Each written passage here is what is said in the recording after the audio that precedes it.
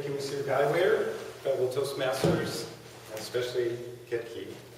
Tonight she was speaking from the Confident Communication Manual, project number 2, Organize Your Speech.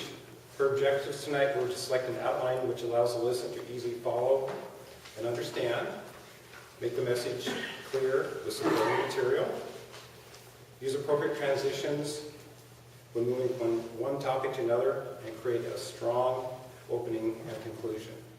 I think you absolutely hit all of those, and I'll tell you why.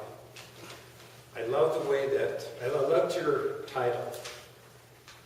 I don't think I've ever seen in the English language the word sweet and poison together, ever written anywhere. So that got my attention. When you came up here, you looked confident. If you were nervous, you weren't showing it. I appreciated that you were kind of back a little bit, because where I was sitting, I was able to see you and hear you clearly. It did seem like, I only noticed that you used your notes one time. I noticed you had them here, but I only noticed that you used them one time, and that's fantastic, especially for a second speech. That was tremendous.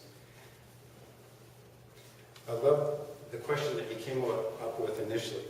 What does poison taste like? That was fantastic. It's like, I don't know what poison tastes like. I don't think I want to know what poison tastes like. So finally somebody came up with bitter and sour. Okay, that makes sense. And so you engage the audience with that. And then you followed that up with, well, can poison taste sweet? Another one engaged us and got me thinking, well, maybe it does. Then you kind of got into the body of your speech. You gave us some background on sugar, the 3 forms of sugar, glucose, sucrose. And you went into the natural forms of sugar, sugar cane and beets. And then you started into some more questions. Should we avoid sugar? Well, maybe, maybe not. So you were kind of leading us down this path. You went into some explanations there. You talked about should we use real sugar or artificial sugars, and the pros and cons of both of those.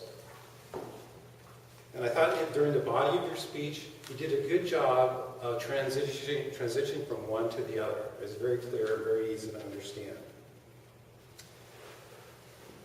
There was one thing I would suggest. At one point in your speech, you were getting into a lot of facts and figures, and I had kind of a hard time following it. So my suggestion would be 2 things. Either have like some kind of visual aid to make it easier to explain, to understand what you're saying, or come up with just a simpler explanation for that.